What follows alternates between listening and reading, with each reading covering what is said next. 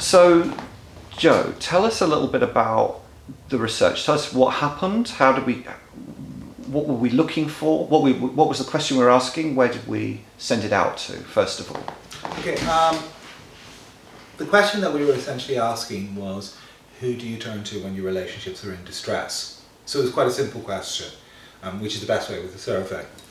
And then, in terms of populations, what we did was we wrote up a target list of approximately 45 to 55 organisations, online web groups,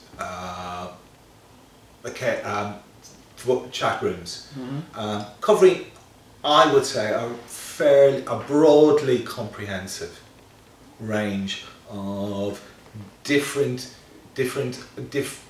sexual identities, different gender identities, and what we did was we sent out 3 different emails across that range, inviting people to take part in the survey, and it went nationally across the whole country, so all the regions of Great Britain were included. And it was a SurveyMonkey? Yeah, it was on SurveyMonkey. Right. And so we sent out the first email, and then there was a follow-up email, and another follow-up email, both of which actually, on both emails, we had more people respond. And in total we had approximately just under 300 completed responses, which I thought was quite good, considering that there was no impetus. Over what period did we run it for? We didn't run it for incredibly long. We ran it for about 5 weeks in total. It was meant to be quite a short. What we were trying to do, which is I think the best that you can do with the survey, because surveys are never totally representative, was we were trying to get a snapshot of responses from different groups, different populations, as to quite simply how they felt about who they had spoken to, if they had spoken to someone when they'd had relationship problems, and what their experiences were. So what did we find out? One of the things which was perhaps unusual about this survey compared to other surveys is we used quite a radical demographic model.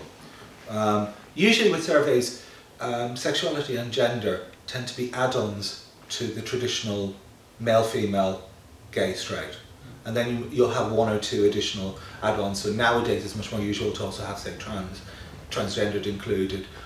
The model we used was it varied in 2 ways. First of all, we offered people significantly more options in terms of sexuality, gender, and role.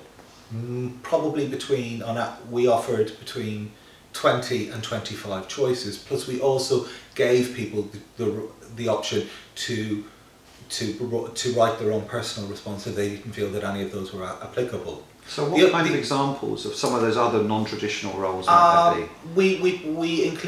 We specifically included things like asexual as a sexuality type.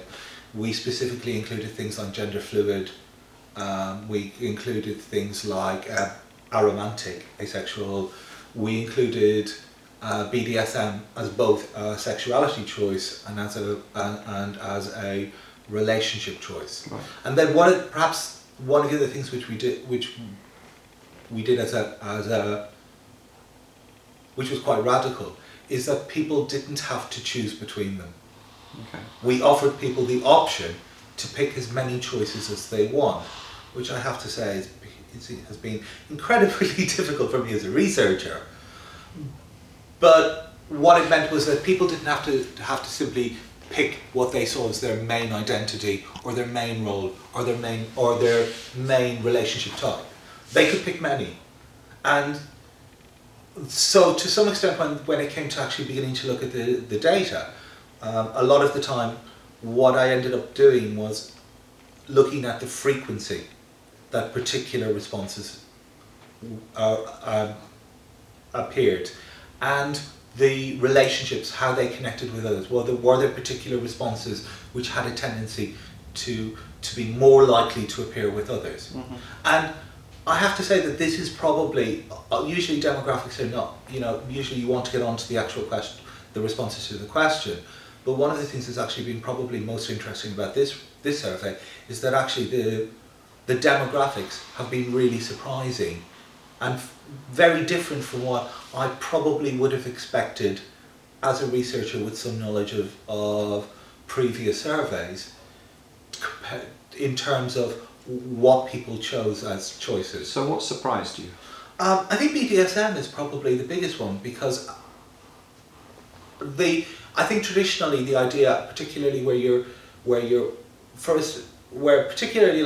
because to some extent the way that we recruited for the survey, it isn't actually that different from, I would imagine, the way that most surveys. We targeted, I think there was only 2 sites which were specifically BDSM that we sent an email to. Actually, most of the sites that we sent were mainstream gay and lesbian organisations. Okay. But actually, the BDSM was the most frequent choice of sexuality, and it was by far the most frequent choice of relationship, and that was running across all connections with other roles, sexualities, and choices, and so that was incredibly surprising, and because there was an assumption, obviously, when you do this kind of survey, that most of the people who will respond will probably identify as either gay or lesbian, and then all of the other populations will be much smaller.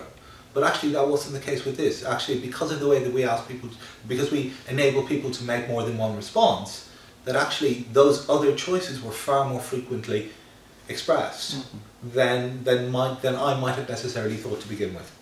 And intersectionality is kind of what we're talking about here, isn't it? The intersection Yeah. of a variety of different identities.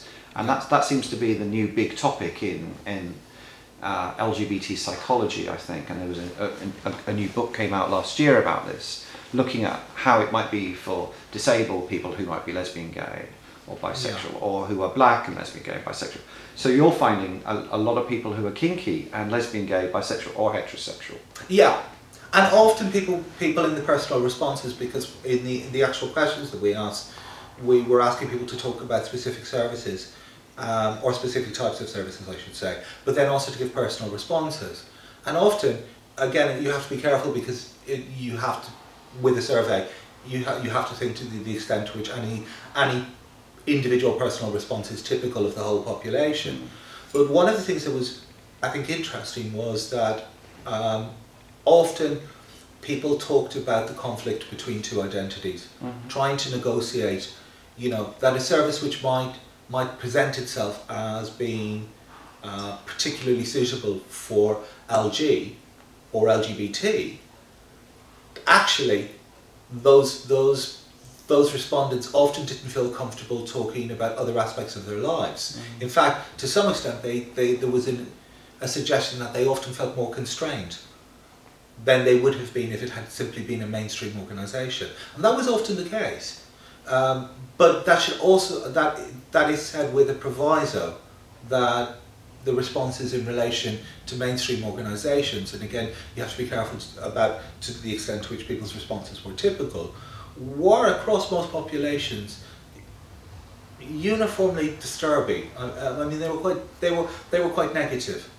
As a group. So there were a large number of people who weren't happy with mainstream counselling organisations with the experience they had there. Is that what you're saying? Yeah. And so what do we mean by mainstream counselling organisations? We divided the survey into 5 sections. The first was the demographics, which I've spoken about, and the next 4 sections we asked people to talk about a particular relationship event. So whether or not they had attempted to deal with a relationship crisis through self-help, whether or not they turned to friends and community, whether or not they'd used a private therapist, or whether or not they'd used publicly funded services. Right. And there were clear distinctions. For instance, almost all of the populations had used self-help, and were very, very positive about it, which I think, again, you have to be careful to what extent you can draw analysis from something, but it did certainly show that people were motivated, that the populations the respondents who answered the survey were motivated and valued self-help.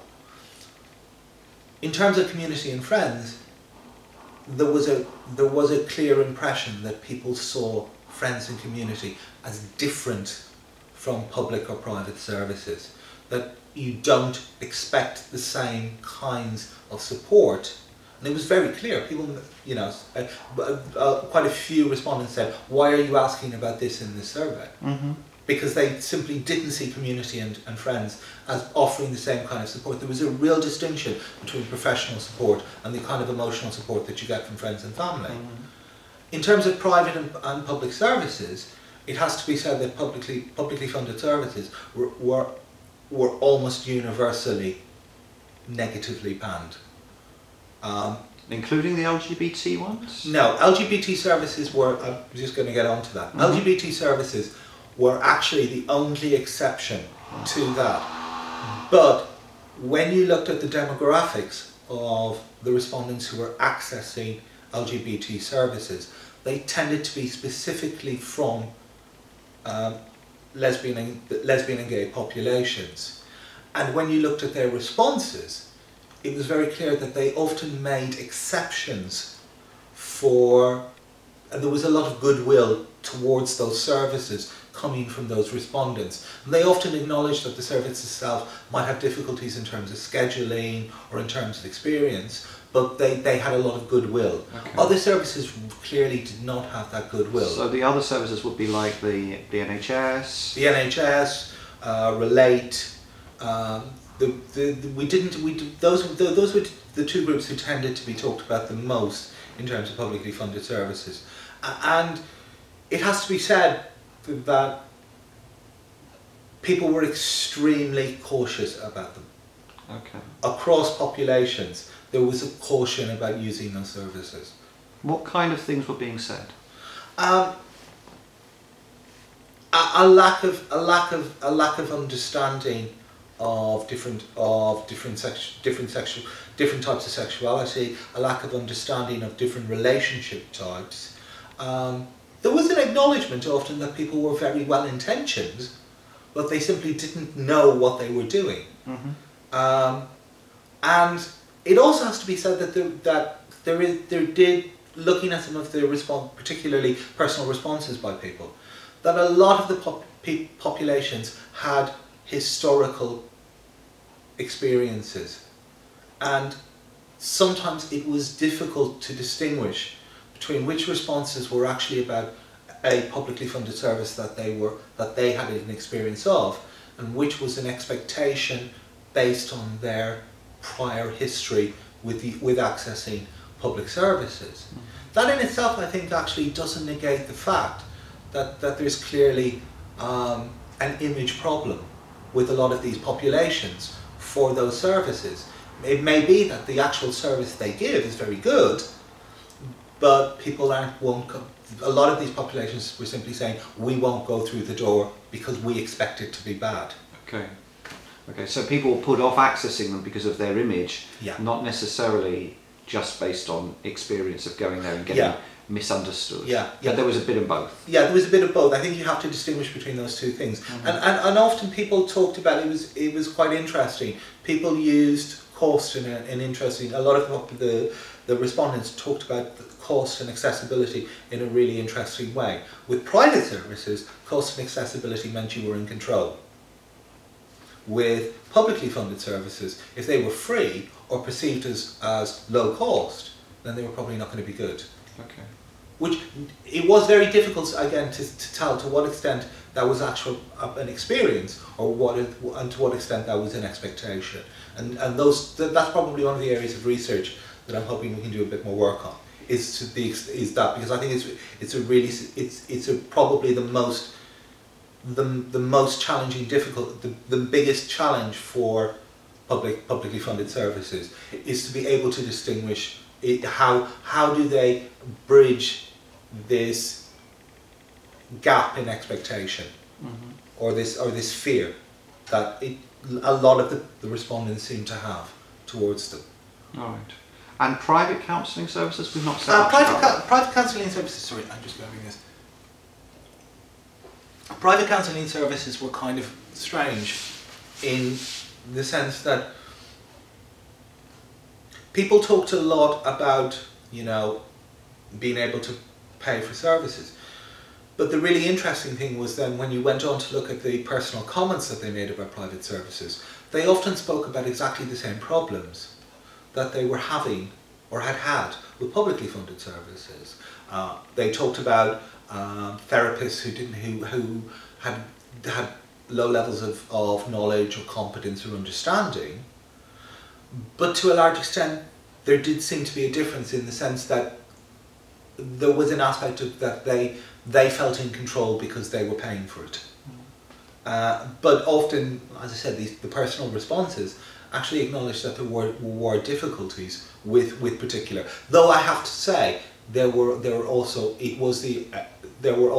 lots of positive responses about particularly therapists who may not have began with a lot of knowledge, but who once they had particular clients went on to develop a relationship with that client, and that was probably the most positive responses across all of the survey, were people who talked about private counsellors who had developed relationships with individuals and who had then gone on to learn about how to work with that with the specific issues around sexuality and relationships in those areas. So in a way, the client was teaching the therapist about, training the therapist about their identity, or the therapists were then going off and researching and finding out more? To some extent, it seemed to be a mixture of the two. And respondents who talked about this, you know, didn't seem to think that it was ideal, but they certainly